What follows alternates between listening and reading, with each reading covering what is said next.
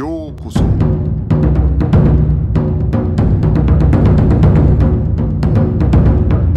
Eu sou o Gustavo e você está ouvindo o Budocast.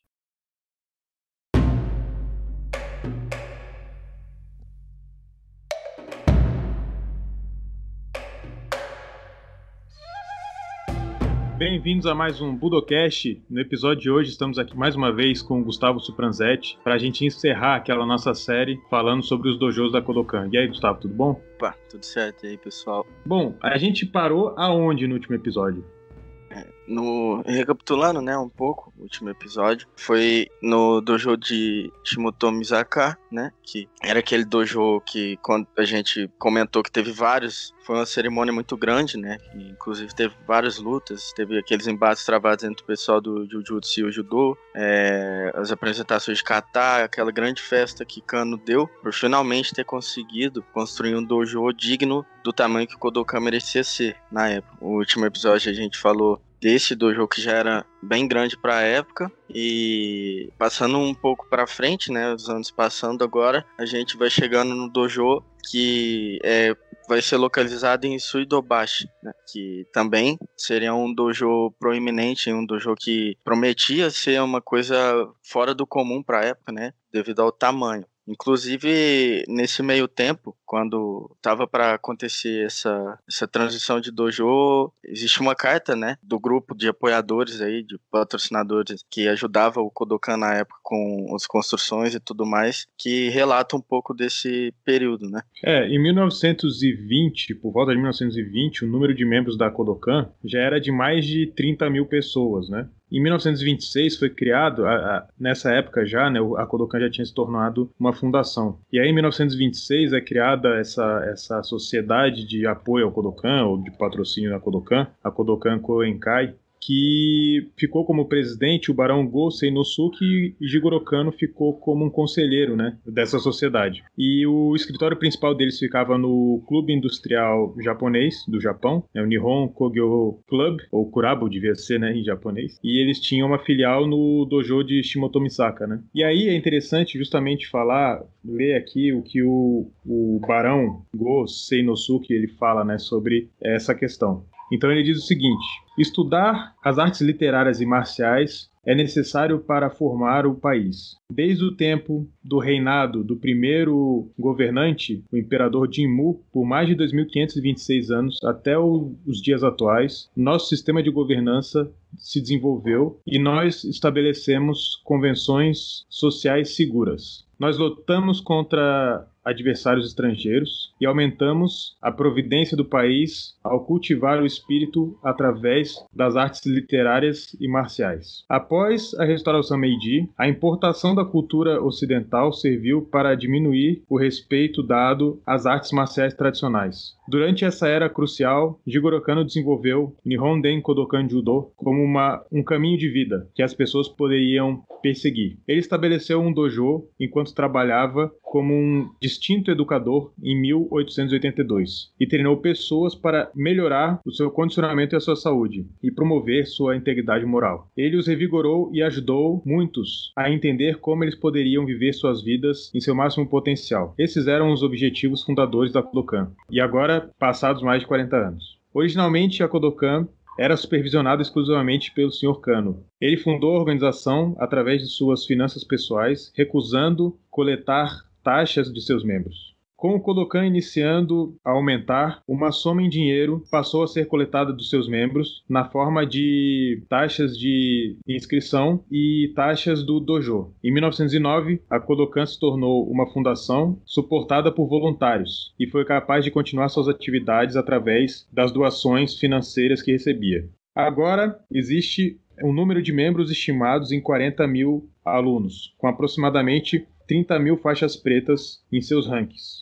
Há 20 ou 30 mil membros treinando judô todo dia no dojo principal, em escolas e em cidades da capital. Nós podemos apenas presumir quantos estudantes estão ativos nas províncias. Também, o judô encontrou um nicho nas forças militares e policiais e nas escolas públicas como a parte oficial do currículo. E teve, desde então, se popularizado tão longe quanto a Europa e a América. Existem estudiosos em educação física, departamentos em universidades, pesquisando os benefícios do treinamento do judô. Judô representa a essência da nossa nação e está começando a exercer uma influência ao redor do mundo. Precisamos organizar a infraestrutura para conduzir atividades de pesquisa e concluir estratégias para suportar essa expansão e a qualidade da sua disseminação. A Kodokan enfrenta graves problemas. O número de estudantes aumentou dramaticamente e o dojo é muito pequeno para encontrar suas necessidades. É da maior importância, da maior urgência que nós tornemos o dojo principal maior. E também, ainda que os instrutores tenham ensinado voluntariamente por muitos anos, nós precisamos agora criar uma forma de compensação para o futuro. Está se tornando cada vez mais importante enviar instrutores da Kodokan, do quartel-general da Kodokan para as províncias, já que observamos a escalada do número de membros. Nós estamos obrigados a providenciar suporte e assegurar que os membros das províncias recebam a devida atenção. Para esse propósito, é imperativo que nós venhamos a promover instrutores que possamos confiar. Entretanto, nós estamos experienciando dificuldades em manter o status operacional e o status financeiro corrente. Esses problemas podem ser aliviados através dos esforços dos membros da Kodokan, todos os quais certamente têm o desejo de prover assistência, ainda que não sejam financeiramente afluentes. Nós temos que considerar essa situação de todos os ângulos e estamos determinados a assistir a Kodokan em conduzir suas atividades em toda a nação, para ajudar a atingir seus grandes objetivos. Nós lançamos essa organização de suporte com a crença de que irá receber assistência espontânea de voluntários sem a necessidade de ativamente solicitar ajuda. É nossa esperança que os membros irão demonstrar sua lealdade e vir à assistência à Kodokan. Então essa é o início aí dessa sociedade, né, de suporte ao Kodokan, de suporte financeiro, inclusive, né, que foi importante aí para começar a pensar em levantar dinheiro para criar, né, para a construção de um novo dojo. E como o Gustavo mesmo disse, né, com esse grande aumento no número de alunos do Kodokan, que foi uma coisa estrondosa, né, para a época e até hoje, né, se a gente for pensar, é um número estrondoso de alunos. Com isso, o dojo em Shimotomizaka ficou pequeno, começou a ficar pequeno, assim como aconteceu com todos os outros dojos que a gente falou nessa série, que acabaram ficando pequenos e por isso tiveram que mudar de lugar e assim por diante. Com o Shimotomizaka não foi diferente. Ele começou a ficar pequeno e daí, a partir de janeiro de 1932, Jigoro Kano consultou um engenheiro para que pudesse estudar, né, a construção de um novo dojo, já visando instalações maiores, um dojo que atendesse ao público que ele estava tratando naquela época. Ele, então, começou a criar contato, né, sobre esse caso de achar um dojo, começou a fazer um contato com o ministro das Finanças, e também os seus assessores e tudo mais, para negociar a compra de um arsenal que ficava situado em Sudobashi. Então, uma área que seria propícia para que ele conseguisse fazer um dojo da maneira como ele quisesse, né? E também uma área que fosse grande. Então, essa área desse arsenal seria ótima para o que ele queria fazer na época, Kano queria fazer. Então, em julho do mesmo ano, de 1932, um comitê de construção, e foi esse comitê já fundado, foi convocado para tratar desses assuntos, né, para tratar dessa construção do novo dojo, que seria nesse local do arsenal que eu disse. Jigoro Kano, então, nomeia o Kano Tokusaburo, que era filho dele, para ser presidente desse comitê e começar a buscar uma forma de apoio, né? Começar a buscar uma forma de patrocínio para esse novo empreendimento que seria muito bom para o Kodokan. Como o Gustavo já citou, já existia uma associação, né, dentro do Kodokan que ajudava nessas questões, mas pelo tamanho do dojo, do novo dojo, o tamanho do novo empreendimento, eles tiveram que buscar mais patrocinadores por fora também, e o filho de Jigoro Kano ficou responsável também por isso. Não, o sobrinho, né? Tokusaburo Kano. Ficou responsável a buscar esse empreendimento. Ele ficou responsável por tentar conseguir o dinheiro que faltava e também para organizar as celebrações de 50 anos da Kodokan. A própria construção de um novo dojo tinha relação com isso aí, né? Com esse evento que eles queriam fazer. Eles queriam casar, né, essa construção com o 50º aniversário do Kodokan. E nesse meio tempo, com a busca dos patrocinadores e tudo mais, aconteceu a compra, né, desse local, que é do Arsenal, e eles pegaram e fizeram uma cerimônia tradicional Shinto, que eles fazem um tipo de purificação do solo, meio que uma tradição deles ali para abençoar o local, né, para que nada acontecesse fora do que eles quisessem, né, que fora do combinado, vamos dizer assim. Essa propriedade, ela tinha mais ou menos 2.000 metros quadrados, dizem, e era extensa, muito, dava para pensavam em construir muitas coisas. Já nessa época já pensavam em fazer um prédio maior, né? Então, para eles ia cair como uma luva. Tinha tamanho suficiente para fazer os andares ou quanto que eles quisessem fazer, né? Em 1933, 5 a 7 meses para frente, mais ou menos em fevereiro, foi quando a Obayashi Construction Company, né, traduzindo aí para o inglês, ela que tomou frente a essa obra do novo dojo e começou a construir essas novas instalações nesse mesmo mês. E ele acabou sendo concluído, né, em dezembro do mesmo ano, de 1933. Então a obra durou aí praticamente um ano todo, né, de fevereiro a dezembro. E era um edifício que foi feito um pouco diferente dos padrões, né? É claro que nessa época já existia muitas construções de concreto e tudo mais, mas ainda assim, muitos dojos, muito do Japão era de madeira, né, e tal. E esse dojo não, esse dojo diferente, ele era de concreto armado, então contava com um andar subterrâneo e contava com 3 andares para cima, né? Então era um prédio realmente monstruoso para a época e que esbanjava a elegância, né? De quem via, era uma coisa moderna para a época, era uma coisa que chamava atenção e que ficava à altura aí do tamanho que o Kodokan estava se tornando, né?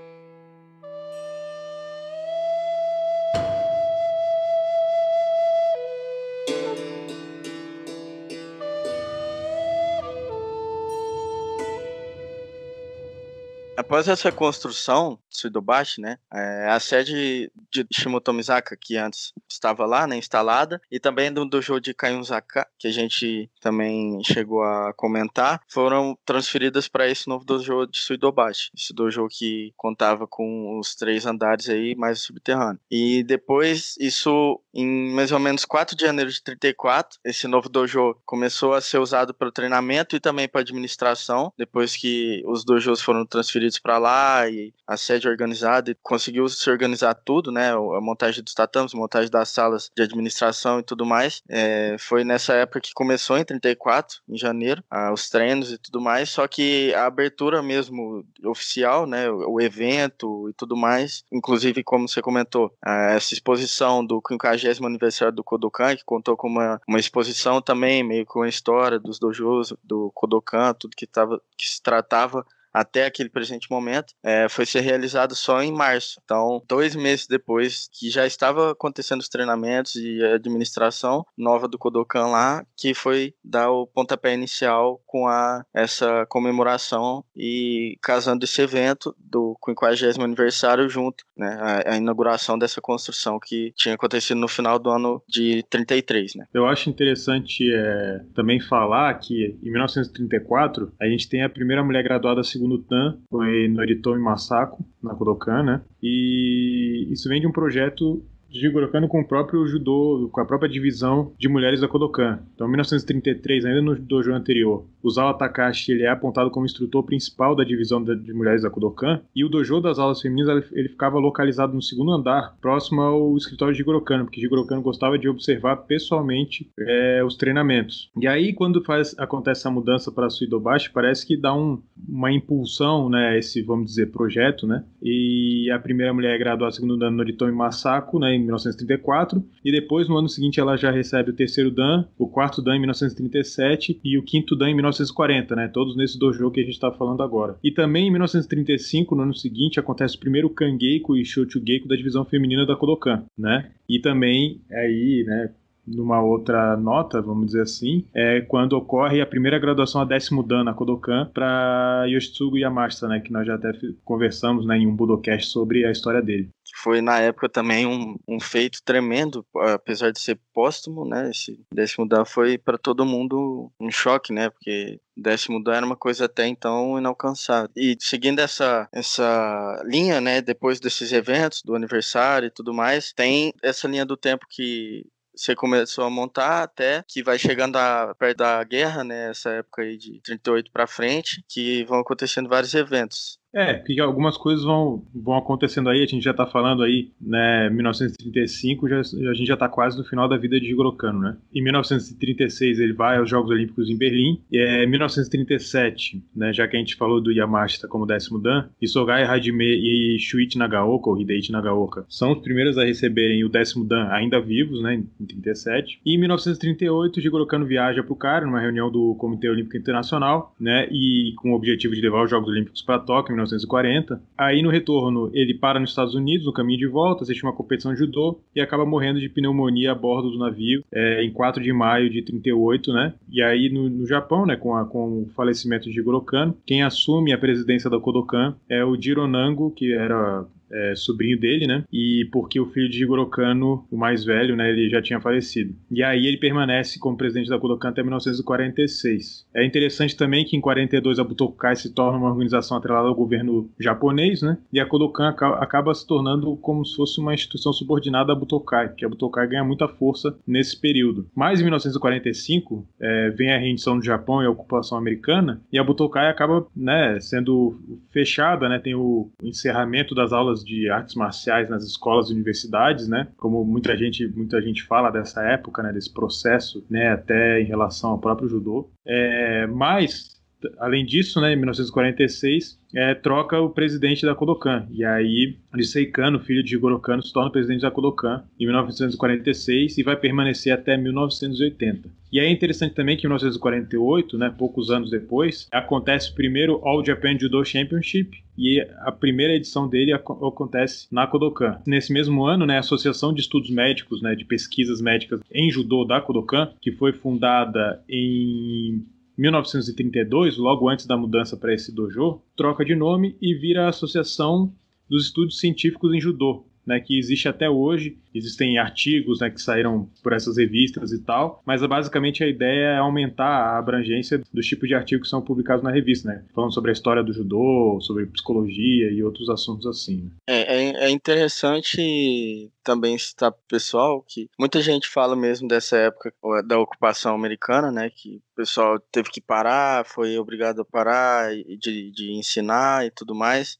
Só que a gente tem que lembrar que as artes consideradas artes militares, né, tiveram sim uma pausa, como Kenjutsu, todas essas artes que envolvessem armas, né, tiveram sim que parar. Mas em contrapartida, tem vários relatos também de americanos que estavam lá na época da ocupação indo treinar o judô, né? Inclusive nessa década aí do 45 para frente, perto dos 50, a gente consegue achar vários vídeos, né, do Kotani com os americanos, a gente consegue achar vídeos do senseis como Shu Kawakami, que foi aluno de Kano, com americanos treinando. E inclusive existe um famoso que muita gente conhece, muita gente deve conhecer, que é o Hal Sharp, um americano, aí ele já deve estar com seus quase 100 anos hoje. Ele passou pelos Estados Unidos e apaixonou no judô e aprendeu com os grandes da época. Ele chegou a conhecer o Mifune, né? Chegou a conhecer todos esses da época, os grandes, né? Inclusive, vale a pena lembrar, falando de Mifune,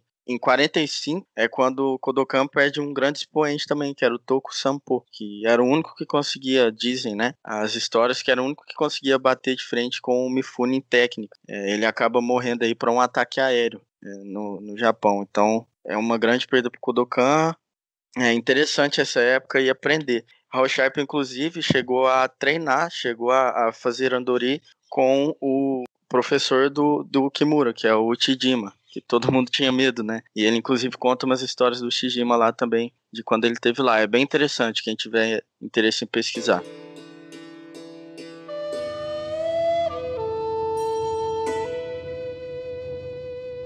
Os Estados Unidos teve um contato bem próximo com o judô. Inclusive, o Hal Sharp, quem mandou ele treinar judô foi um comandante americano, né? Falou, por que você não vai procurar o judô? Lá no Japão, isso. É interessante que você falou do Kimura, né? Aquele primeiro evento em 48 na Kodokan, do Campeonato Nacional de Judô, né? O vencedor foi Yasuichi Matsumoto. Em terceiro lugar ficou Yoshihiko Yoshimatsu, né? Yoshimatsu, que veio ao Brasil, se não me engano, em 1952. E no ano seguinte, 1949, o vencedor, apesar do local da competição não ter sido a Kodokan, foi o Kokugikan. O vencedor foi o Masahiko Kimura. E aí o Masahiko venceu em 1949, né? Ele e o Takahiko Ishikawa. E em terceiro lugar, Toshiro Daigo, né, que faixa vermelha hoje da Kodokan, e um dos membros importantes da Kodokan, né, hoje em dia. Tem um livro dele muito bom, que é o Kodokan Judo Throwing Techniques, eu acho que chama o livro. E é interessante também que a Kodokan foi o local da primeira edição desse torneio, né, desse torneio que reviveu o torneio anterior à guerra, né, torneio nacional de antes da guerra, né. Esse é o início do torneio nacional de depois da guerra. É interessante que a primeira apresentação foi na Kodokan, e a última que a gente teve até agora, né, foi agora em 2020, que também foi na Kodokan. E foram as duas únicas vezes, né, que a Kodokan recebeu esse campeonato. Mas enfim, em 1950 retorna, né, o judô nas escolas, que a gente estava discutindo aqui, que tinha um banimento das forças americanas. E aí em 52, né, já tinha sido criada a Federação Internacional de Judô, e o Issei Kano, além de presidente da Kodokan, é nomeado também presidente da Federação Internacional de Judô, nessa época, né, em 52. Depois desses acontecimentos, né, em 58 é quando o dojo acaba sendo transferido para uma outra área de Dobate, mas dessa vez visando aí uma construção maior ainda, né, que inclusive é o que a gente conhece até hoje, né. Claro que não foi construído logo da forma como é, mas é o mesmo local do atual. E nessa época, em 58, quando ele estava para ser movido novamente, dessa vez para uma estrutura mais forte, uma estrutura mais moderna, que pudesse dar conta dos padrões do Kodokan da época, precisou, claro, de novos patrocinadores e tudo mais. E mais uma vez, aquela associação de apoio, né, o Kodokan, de patrocínios, ele entrou em jogo de novo, e dessa vez um dos que tomaram a frente que tomaram a responsabilidade, né, por arrecadar os patrocinadores e também investiu muito dinheiro foi Matsutaro Shoriki, 10º dan do Kodokan. Inclusive tem uma foto que é pouco conhecida, que é ele e o Mifune, ambos segurando um judogi do outro, né, um kimono do outro. Shoriki foi um grande membro aí da sociedade japonesa, era bem conhecido, investiu, né, injetou muito dinheiro no Kodokan por gostar muito do judô e por ser um amigo de todos, né, os judokas, que tem um apreço tremendo por Jigoro Kano. Ele acaba fazendo essa doação de si para arrecadar esse dinheiro. E aí então começa a construção do novo Kodokan, o novo dojo. E aí mudando, né, para esse novo espaço, né, em 1958, né, esse é o espaço que a gente conhece atualmente, né, o local, né.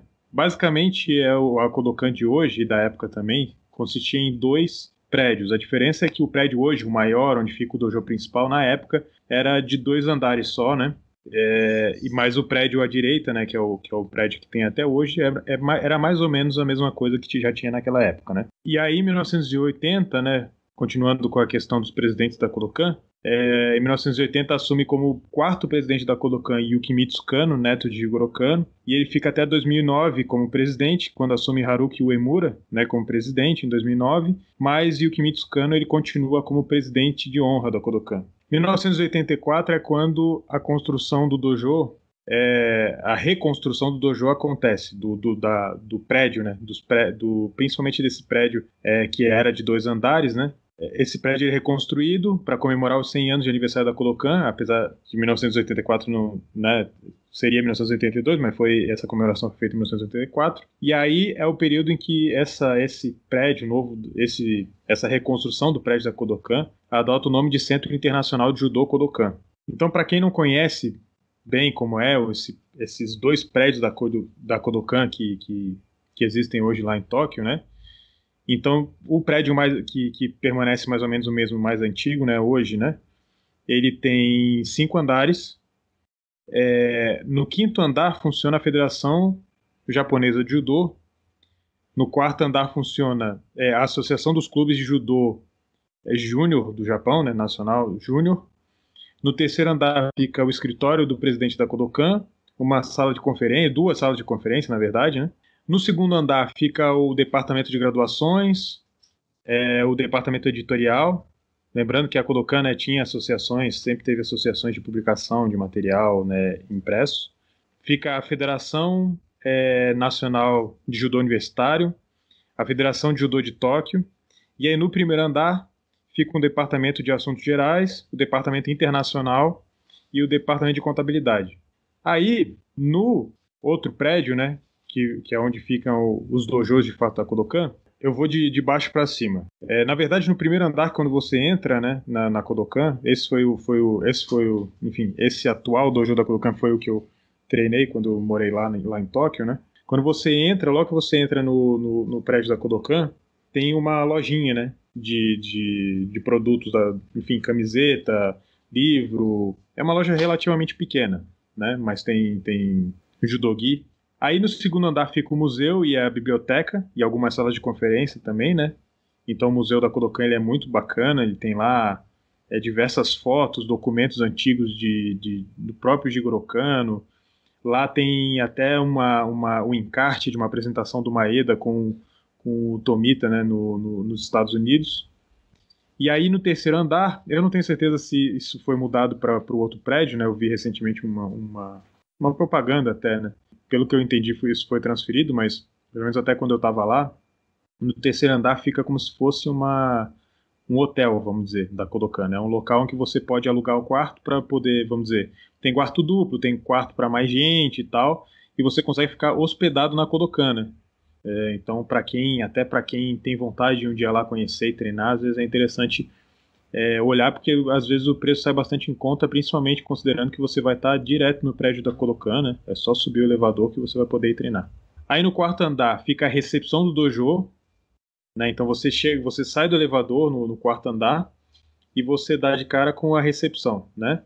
E aí você tem os vestiários, banheiros e os departamentos de educação, instrução da escola de judô da Kodokan. O que é interessante é que do quarto até o sétimo andar você já não tem mais elevador, né? Então quando você sobe do quarto para o quinto para o sexto para o sétimo, você só pode subir de escada, e é uma escada que ela fica por dentro, assim, você não tem como acessar a escada de fora. Então a escada acessada de fora você iria até o quarto andar, assim como o elevador, né? E aí no quinto andar você tem 3 dojos, então o dojo da divisão feminina, tem o dojo para jovens e crianças, e tem um dojo especial que na verdade é o dojo, para quem procurar os vídeos no YouTube da Kodokan hoje, né, que eles estão publicando vídeos de técnicas e tal, é o dojo que tem essa parede azul de fundo, que eles fazem essas gravações de vídeo e tal, e também é usado para fazer os exames de graduação, né. No sexto andar, aí indo para o sexto andar, tem 2 dojos, um dojo internacional e um outro dojo menor. E aí no sétimo andar é aquele dojo grande, né, que todo mundo conhece. Quando você vai até o quarto andar no elevador, como eu tinha falado, né, na sequência, acaba que a sequência do elevador do quarto vai direto pro oitavo andar. O oitavo andar é onde fica aquele lugar para espectadores, né, que ele é aberto no meio, então você consegue ter toda a visão do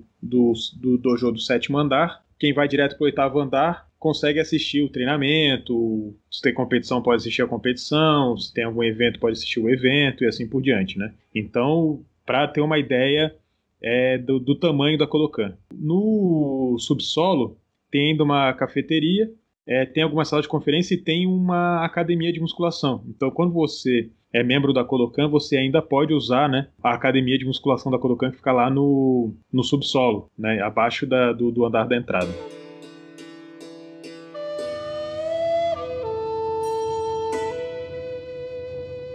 Bom, e aí uma outra coisa que eu acho interessante de falar, né? O dojo, se eu não me engano, ele fica aberto das 4 até as 8 da tarde, né, para treinamento. Quando você não vai fazer a escola de judô, então você está livre para usar os tatames, né, do dojo principal que não estão sendo utilizados, né? Mas aí você tem as aulas da escola de judô, né, que vão das 6 até 7:30 da noite. Da divisão feminina fica naquele outro andar, né? E aí na divisão masculina, no treino esse que eu frequentei, então ele era das 6 até as 7:30. Todo mundo começa o treino na mesma turma e depois as turmas se dividem, né, dependendo de que etapa do treinamento você tá. Então você tem o Futsuka e tem o Tokushuka, que são basicamente as duas, vamos dizer, classificações de aula que você teria. Além disso, às vezes tem o Hoshuka, que é das 7h30 até as 8, que são treinos complementares que às vezes acontecem. Na época que eu estava lá, teve uma época que tinha um treino complementar de luta de chão, por exemplo, né? Então isso também acontecia. O treino de criança é das 4h30 até as 6, então assim que encerra o treino de criança, começa o treino de adulto, só que são em tatames diferentes, né? Uma outra coisa que eu acho interessante falar também sobre esses treinamentos é que